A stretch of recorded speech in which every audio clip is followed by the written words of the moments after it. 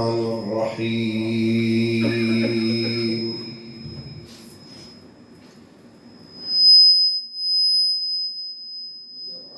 صلى الله عليك يا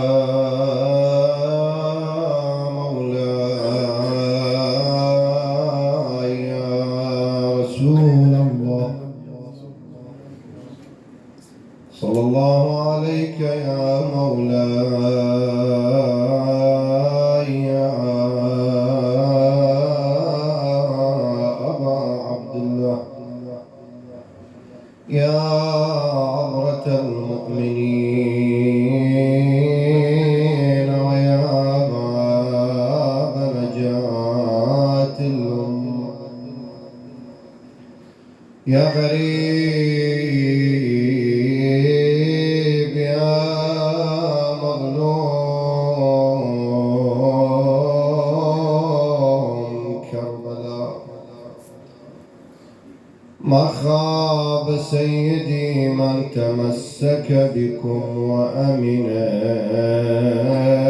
من لجأ إليكم يا ليتنا نرزق شفاعتكم ويا ليتنا كنا معكم سادتي فنفوز فوزا عظيما. بسم الله الرحمن الرحيم.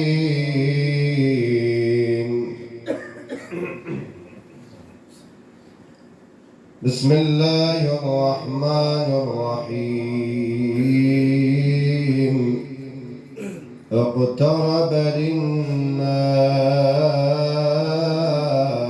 أجلهم فهم في غفلة معرضون.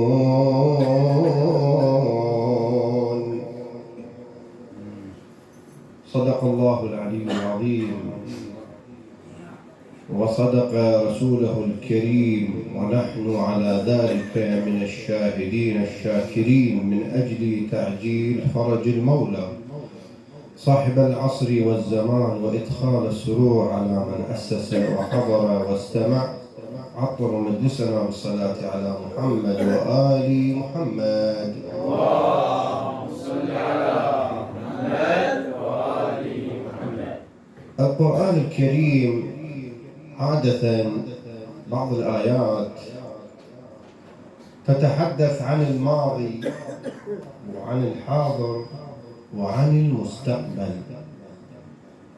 عندما قالت هذه الآية المباركة اقترب للناس أجلهم، جاءت هذه الآية قبل 1450 وأكثر، مع أنه بعد يوم القيامة، لكنه جاءت هذه الآية المباركة وكأنه تنبيه للمجتمع بعد وإنذار للمجتمع. الآية المباركة جاءت وكأنه تخاطب المجتمع، تخاطب الناس. الكثير من الناس في غفلة، في غفلة. خاطبت من؟ الغافلين. اقترب للناس أجلهم وهم في غفلة معرضون. هم في غفلة، هم معرضون عن من؟ عن ذكر الله، عن عبادة الله، عن تقوى الله، عن كل الأمور التي يتقرب بها الإنسان إلى الله تبارك وتعالى. الكثير من الناس في غفلة من هذا الأمر، لكنه يا أحبائي النبي المصطفى صلى الله عليه وآله وسلم ماذا يقول؟ يقول يسألون النبي يا رسول الله من أكيس الناس؟ يعني منو أذكى الناس يا رسول الله؟ ماذا يقول؟ أكثرهم ذكرا للموت وأشدهم استعدادا له. الله. زين. الإنسان ينبغي عليه أنه دائما ما يبقى في غفلة. الإنسان اللي يبتعد من الله تبارك وتعالى هذا الغافل. ولذلك عندما نرى في الدول الغربية نرى أنه أكثر الانتحارات اللي حتى علموا أجيالنا على الانتحار هو في الدول الغربية. أكو شيء ينقصهم من قضايا المادية في عالم الوجود. كل الأمور التي فيها يعني له لعب أكل شرب مشاكل في عالم الدنيا كله متوفر لهم، لكن أكو شيء ينقصهم. شنو هذا الشيء؟ وهو التقرب من الله تبارك وتعالى، رحمة الله، رأفة الله. لماذا؟ لأنه من أعرض عن ذكري فإن له معيشة ضنكا. الله. فهذا الإنسان قد ما يبتعد من الباري جل وعلا، من الخالق، زين، راح يكون في ضيق. هذه الروح حقيقة الإنسان يحتاج إلى أكل وشرب يوميا كم مرة؟ عدة مرات. وتمام؟ هسه مثلا الأكل باليوم 3 مرات أو 4. الشرب لا، باستمرار، كل شوية تشرب ماء. تقدر تمتنع عن هذا الشيء؟ ما تقدر. كذلك مثلا العجلة مثلا أيضا تقدر تمشي بها بدون بنزين؟ ما تقدر. فكذلك يا أحبائي روح الإنسان تحتاج إلى تغذية. تحتاج شنو؟ تغذية. وشنو هاي التغذية؟ مرة تغذيها بأمور محرمة، ومرة لا، تغذيها بأمور حتى تريحها. تغذيها بقراءة القرآن، مجلس حسيني، بكاء على أهل البيت، زيارة عاشوراء، زيارة المراقد المقدسة. تحتاج هذه الروح. لكن أنت ما تبتعد من العبادة، من الاستغفار، من الزيارات إلى المراقد المقدسة، من الدعاء إلى الله. أنت راح وين تكون؟ في ضلال. بعد أقرب لك المعنى. الولد إذا تركه، ابنك إذا تركه وهو شوي شوي يتبعد منك هناك وتسمع به بالسجن، لو مسوي له فد مشكلة، لو قاتل، لو مقتول، وإلى آخره. زين. فكذلك الإنسان إيش ما يبتعد من الله تبارك وتعالى راح يكون في ضلال، راح يشت عن الطريق. زين. لماذا مولانا أمير المؤمنين صلوات الله وسلامه عليه يعبر عن الإنسان ماذا يقول؟ يقول الناس نيام فإذا ماتوا انتبهوا. هنا ينتبهون. وبعد يعبرون عن الإنسان كأنما صاعد بقطار ومن يوصلون للمكان اللي أنت تريد توصل له، اللي تريد تنزل به، قاعدونك اقعد فلان وانزل، والناس بعتها بالقطار. فكذلك الدنيا الناس كلها صاعدة كأنما صاعدة بقطار، كل فترة واحد يشمرونه من القطار، واحد مرة يشمرونه مكان جميل، منطقة جميلة بها أكل وشرب وبساتين وناس تستقبله، ومرة لا يشمرونه بالصحراء. زين. فكذلك الإنسان اللي يتوجه إلى عالم البرزخ بعد ذلك إلى عالم الآخرة من يوصل، مرة يشمرونه في وادي، ومرة لا يشمرونه في مكان كل خيرات ثمار. الجنة. يتحول قبر الإنسان إما حفرة من حفر النيران وإما روضة من رياض الجنان. شلون تجيب هاي؟ تحول قبرك إلى روضة من رياض الجنان من خلال هاي مآتم الحسين، خدمة أهل البيت، مجالس الحسين، البكاء على الحسين، وبعد ذلك الأفضل منهم كلهم هي عبادة الله، الصلاة في أوقاتها. زين. ولذلك يا أحبائي العلماء يذكرون الإنسان الغافل. نرجع للآية المباركة. الآية ماذا تقول؟ وهم في غفلة معرضون. العلماء يقولون هذا الإنسان الغافل شنو معناته؟ الغافل عن ذكر الله، عن عبادة الله إلى آخره. ما شئت فعبر في الغافل. يقولون هذا الغافل يعرضون أجلكم الله على الحيوان والحيوان ما يقبله. ليش؟ هذا الحيوان شو يقول؟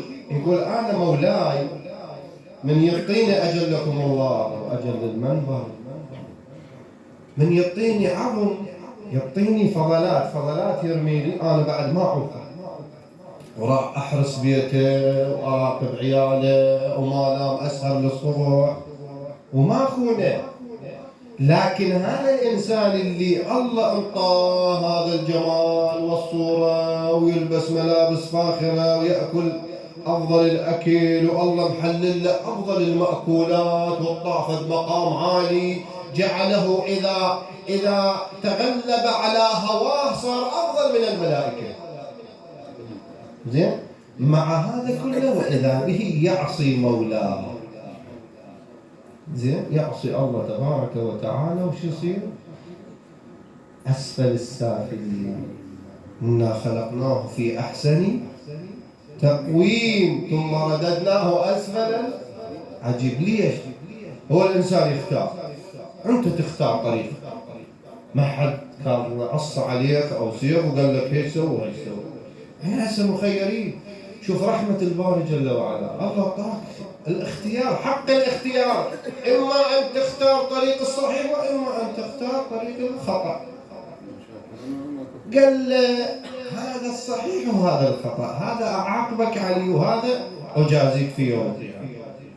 زين. على قولة السيد إما شاكرا، إنا خلقنا الإنسان في أحسن تقويم ثم رددناه أسفل سافلين. بعدين شو؟ يرجع. أعطاك طريقين، وين تريد تروح؟ الإنسان إما شاكرا، إنا هديناه السبيل، مو تمام؟ إنا هديناه السبيل، إما شاكرا وإما كفورا. فعلى العموم شو تقول الآية؟ فهم معرضون. بعد الغافلين يعرضونهم على النبات. هذا النبات اللي ما عنده صفات لكنه بعض الأحيان يتحول أفضل من هذا الغافل المعاند لله. يعرضون على النبات وما يقبل النبات. يا ليش يا نبات ما تقبل هذا الإنسان الغافل العاصي؟ يقول أنا دائما على سجود وتسبيح لله تبارك وتعالى، ودائما إذا الإنسان يرميني بالحجارة أنا أعطيه الثمار. لكن هذا الإنسان المعاند تشوفه شنو؟ بس كاظ سيفه، لو مسدسه، لو خنجر، لو بس أذية للمجتمع وأذية للناس، وعاصي جبار السماوات والأرض. هذا بفايدة إياها الأول. الإنسان اللي يقتل الناس ويؤذي الناس، يسرق من الناس، يفتن، يستغاب يوم نبات. حتى العقل يقول بعد يعرضون حتى على الحجارة، والحجارة ما تقول يا ليش يا حجارة؟ تقول اكو آية شو تقول؟ إنما يتفجر منه الأنهار. بعض الحجارة شو تكون؟ بسببها تحيي الأرض، النبات وما شاكل. إنا أنزلناه على جبل، آية على جبل، والجبل هاش يكون خاشعا متصدعا من خشية الله، لكن الإنسان يخشى، بعض الإنسان يخشى، لا قل له هذا حرام يضحك عليه، قل له هذا فيه جهنم يضحك عليه، يقول لك أنت هسه روح دير بالك على نفسك. فعلى العموم كثير من الناس تكون حتى الحجارة أفضل منه. زين بعد يا أحبائي، لكن شلون الإنسان اللي يكون ليس من الغافلين؟ هذا الإنسان اللي يشغل عقله. أكو عكس الغافل منتبه، مو اللي ينتبه هو اللي يشغل عقله، يستعد استعداد. ولذلك يقول النبي أكثرهم ذكرا للموت وأشدهم استعدادا له. الاستعداد كيف؟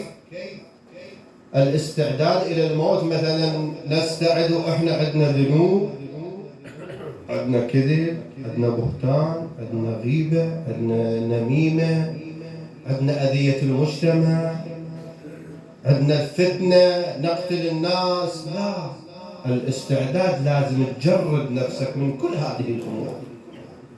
الله زكي نفسك.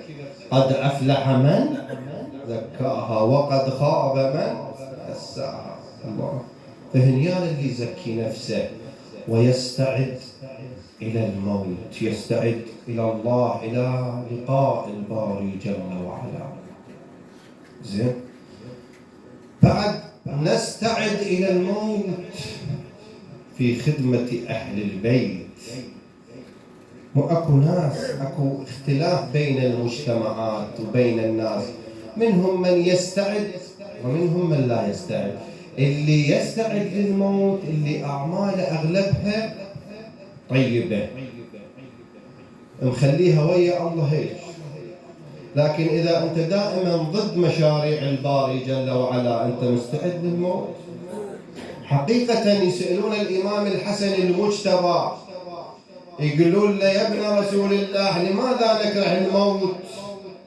يقول لأنه عمرنا الدنيا وخربنا الآخرة. الله بطبيعة الحال أنت إذا تبني لك بيت وتعبان عليه ومتدين ومسوي سلفة، مستقرض من أصدقائك وبانيه بكل جهدك وتعبك وسهرك، من تخلص وإذا تأتي مجموعة يأخذونك يقولوا لك يلا تروح إلى مكان خربة، تقبل؟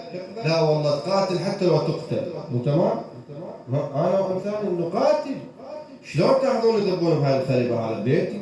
فكذلك الإنسان اللي يعمر في الدنيا، يعمر يعمر يعمر إلى أن يجي ملك الموت يقول له ها أوقف على حدك. كثير من الناس ما لحق يدور البيت، نعرفه. وش الفائدة؟ نبي الله سليمان من بناء قصر بعد الجد هو ملك الدنيا، أعظم ملك في عصره. الله طافت ملك عظيم. زين قال لهم أنا أريد اليوم بس هذا اليوم أرتاح بملكي، أباوع للقصر. شنو القصر؟ منين بانينه؟ الحيتان والجن والإنس والطيور كلها مشتركة بهذا البناء. قال قصر عظيم. قال لهم اليوم أريد أرتاح بس أباوع للمملكة مالتي، وممنوع واحد يدخل، يخافون من عندك واحد. وإذا ملك الموت صار وراه، التفت شاف ملك الموت وهو وين متكئ على عصا جاي باوع، بس اليوم هذا غادي يرتاح. الله قال له منين دخلت؟ قال له أنا ماكو شيء يعجبني. بعد عرفه النبي قال له جئتني زائر أم قابض؟ قال له لا والله جئتك زائر قابضا. الله قال له امهلني حتى بس هذا اليوم. قال له ما. قال له امهلني أجلس بس أقعد. قال له ماكو مهلة. أخذ روح الطاهرة وهو واقف على عصاه، وهو نبي ما قام. زين وواحد من الأنبياء يسأل يقولوا له يأتي زمان على أمة من الأمم، يعني هاي مثل عصرنا هذا، كل واحد يصير عمره 70-60 سنة ويتوفى. هسه اللي عمره 70 يحسدونه ما شاء الله وصل 70، هذا معمر، بينما كان في ذلك الزمان كل آلاف مئات السنين. نمرود الطاغي عاش 400 عام، 400 عام وهو نمرود. كثير من الملوك الطغاة كل 400 500 مئات، ماكو هاي سبب. قال لهم زين دولة هم يعصون الله؟ قالوا له نعم، كل واحد تافخ روحه، وانا من حزب الفلان، وانا شيخ فلان، وانا من بيت فلان، وانا كذا. قال لهم عجيب، انا لو مثلهم اسجد سجدة واحدة حتى أعبد، سجدة واحدة اسجد حتى ما اعصي الله. زين، واذا احنا هسه تشوف العشائر متناحرة، واحد يقتل الثاني، واحنا بيت فلان، واذا واحد طيحنا مثلا هسه يعني تجاوزوا عليه طيح، يظل يوميا يعيرونه، ها انت ما اخذ ثارك، ها انت كذا. عجيب، يعني بعدنا في زمن الجاهليه حقيقه. وتدرون اليوم بالصناعيه، اليوم هسه قريت المجلس يسولفون بالصناعيه على مود اسبانه 10. حقيقه اكو امور ما نقدر نحكيها على الموضوع. على مود اسبانه 10 منا كلام ومنا قاتلوا، هذا عنده سلاح رجع سلاحه قتله وخلاه بالصناعيه ميت، قلت له خلاص بالسلاح. سبب اسبانه 10 قد سعرها هاي 1000 الشيطان؟ لا، العقل قفلين، العقل ما جاي يشغلونه حقيقة. شلون انا اطيح له؟ ما اطيح له، انا فلان وانا فلان، هكذا الانسان يعني في غفلة. اقترب للناس حسابهم، يعني الله اللي يقول لك ترى انت شنو قد، مو اللي يقول يعني يوم القيامة اقترب، لا، هي خب صار له الآية ايش صار 1450 أو أكثر سنة، يعني في زمن النبي. اقترب للناس حسابهم وهم في غفلة معرضون. يجي يقول لك يا أنت وين رايح أيها الإنسان؟ ترى أنت في غفلة، أنت عمرك قصير ما تلحق. يعبرون عن الدنيا دقائق وثواني، ما تحس سكتة قلبية اندعى من قلب على مود صبانة كتلوه هذا. فهنيال اللي يشغل عقله، هنيال اللي يكون منتبه إلى ربه، ما يعرض عن ذكر الله، ما يكون في غفلة عن الله تبارك وتعالى. الله جبار السماوات والأرض خلق الإنسان من أجل من؟ وما خلقت الإنس والجن إلا ليعبدون. أفحسبتم إنما خلقناكم عبثا؟ ترى أنت مو مخلوق للعبث، لا، وإلينا لا ترجعون، لا، ترى أنت وين راجع عندنا؟ فإحنا ما عندنا غير الله ورحمة الباري جل وعلا وخدمة أهل البيت صلوات الله وسلامه عليهم.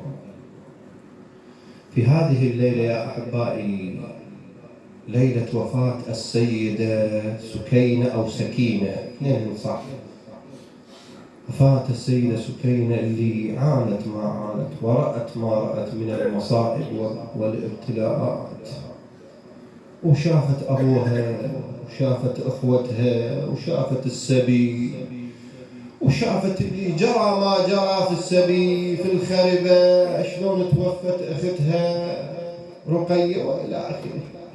زين، رواية في مثل هذه الليلة ورواية أخرى تقول 8 صفر، لكن الكثير من أرباب المقاتل والمؤرخين يقولون في مثل هذه الليلة، ليلة وفاة السيدة سكينة.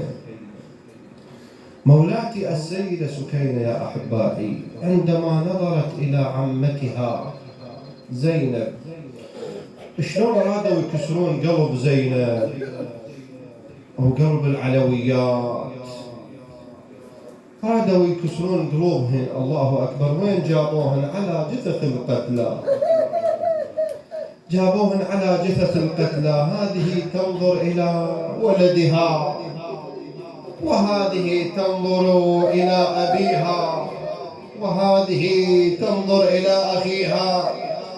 لكن مولاة زينب تخاطب منو؟ تخاطب أبا عبد الله. وين عيونها لأبو علي؟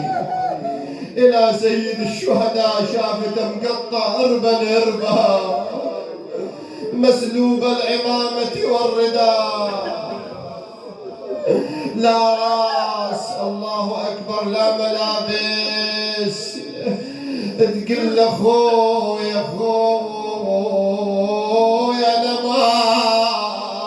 ماشية وغصبا عليك، وترى أنا مو كيفي، ويا ماخذيني بالقوة أبا عبد الله. تقول أنا ماشية وغصبا علي، وصار بيد القوم ويا الجنيت من الشمس تكسر الفاي، ويا أنا ماشية وتزنق يا خويا بالشمس عارية. أبو علي خويا، وإذا بسكينة سمعت منه زينب، قالت لها عمه تخاطبين من؟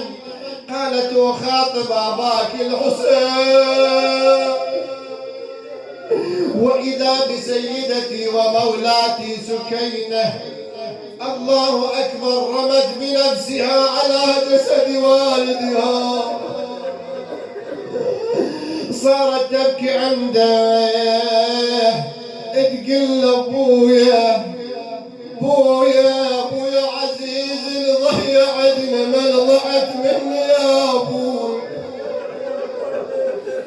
بويا جادني الليالي بيك، جادني بويا جادني الليالي وما لحيل الجود، بويا يا عقل الراس وياك العقل مفقود يا بويا هم اصبر واقولا يا المشيت تعود، بويا سادني وبلقاك سادني يا ابو. بعد ذلك وإذا جاء اللعين الشمر ومجموعة معه أخذوا سكينة وين بضرب الصياد، جروها من جسد والدها الحسين. بويا بالله لا رغما عليك يا بويا بالله لا رغما عليك، بويا يجرني الشمر من بيدي،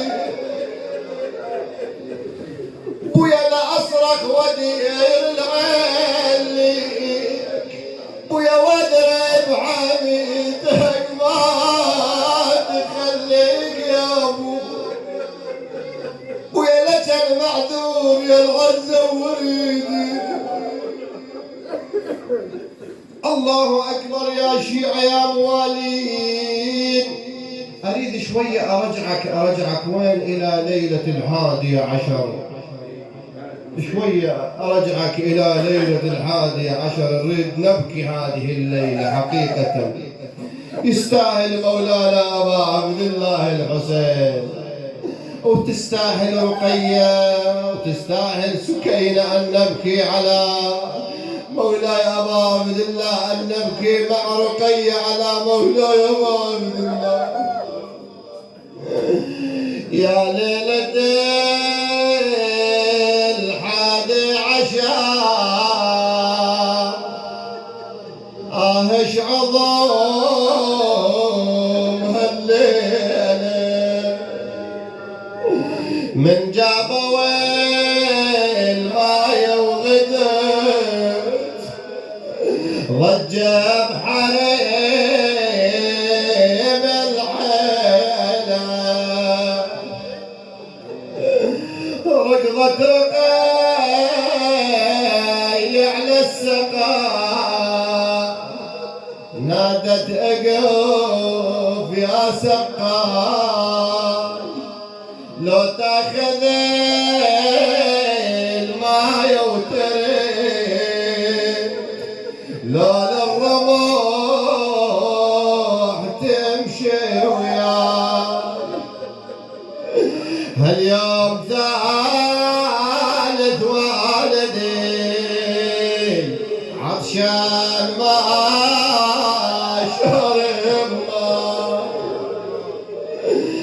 تذرف لبيك فوق العلي بل كان أراوغ ليلة يا ليلة الحادي عشر ايش عظم هالليلة تغرف الماي ولو مشيت من جفوفه يتبدل وما بين ابوها والسقاه تجيب الدروب وترد طفله وغصيله من العطش ذبلان مثل الورده الله من وصلتين ذاك الرمح قلت عليها الحيلة يا ليلة الحادي عشر ايش عظم هالليلة ما وصلت الربع الرمح كل ما تمد ايديها بالخزران تعلقت تحني الرمح ما بيها والراس يتمايل غدا يبكي له وتبكي له يا ليلة الحادي عشر ايش عظم هالليلة يبكي على بجاه الرمح كل ما تمد ايديها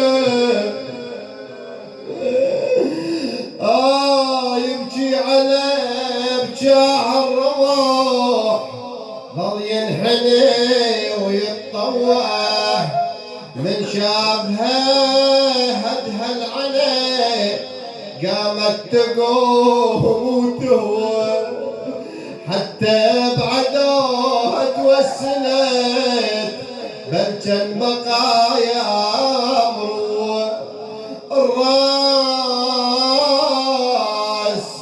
الراس ينزل الراس من الرمح تشرب العذيب ويشيله يا ليلة الحادي عشر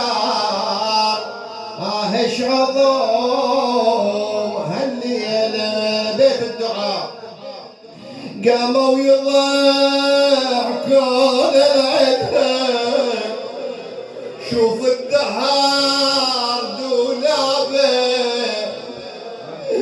قاموا يضحكون العدا شوف الدهر دولابه حسبالهم طفلة عمر جابوا لها لعابه حسبالهم طفلة عمر جابوا لها لعابه وهي على ابوها مفرفره تبكي وتحين يا يابه تبكي وتحين يا يابه ضحك الشمات ظل يقص بضلوع صدر صلي له يا ليلة الحادي عشر ايش عظم هالليلة اخوان زيارة مولاي ابا عبد الله الحسين القصيرة جزاكم الله خير. السلام عليك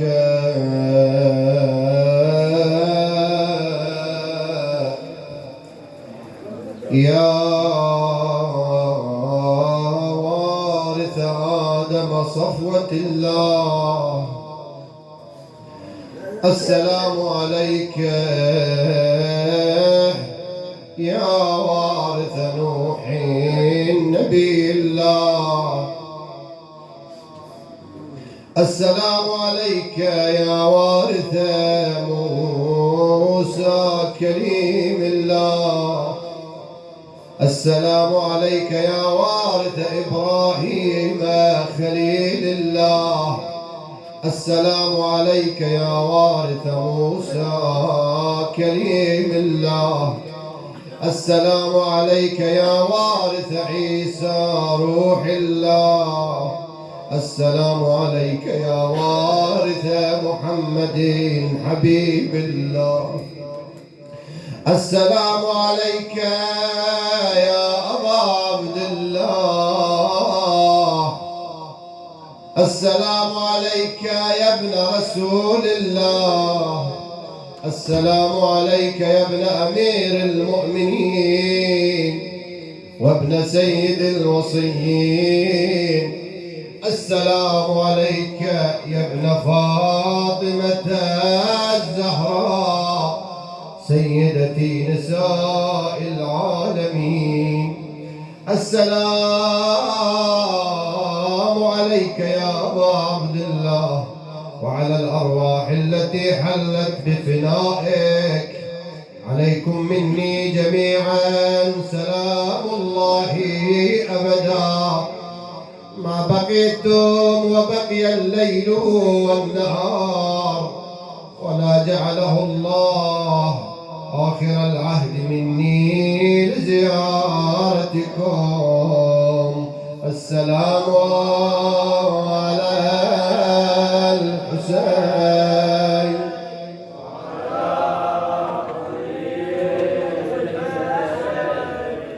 وعلى أولاد الحسين وعلى أصحاب الحسين وعلى أخي الحسين ظهير الحسين قطيع الكفين باب الحوائج أبا الفضل العباس، وعلى أخت الحسين أم المصائب والرزايا زينب، وعلى مولاتي أم البنين، وعلى مولاي مسلم بن عقيل، ورحمة الله وبركاته. اللهم إنا نسألك وندعوك بأحب الخلق إليك محمد وآل محمد. يا الله أخواني الحاضرين، اللهم اقضي حوائجهم، شافي مرضاهم، يسر أمورهم. من كان فيهم طالب حاجة اللهم اقضي حاجته، من كان فيهم مريض اللهم شافيه وعافيه. يا الله المؤسسين اللهم تقبل منهم بأحسن القبول، اقضي حوائجهم، شافي مرضاهم، يسر أمورهم، اجعل ديارهم عامرة بذكر محمد وآل محمد. يا الله إلى أموات المؤسسين والجالسين والسامعين، من مات على ولاية أمير المؤمنين والشهداء والصالحين، شهداء كربلاء، شهداء العقيدة، شهداء الفتوى، أمواتكم أموات المؤسسين، لا سيما إلى روح سيدتي ومولاتي السيدة سكينة، نهدي إلى روحها ثواب الفاتحة مع الصلوات.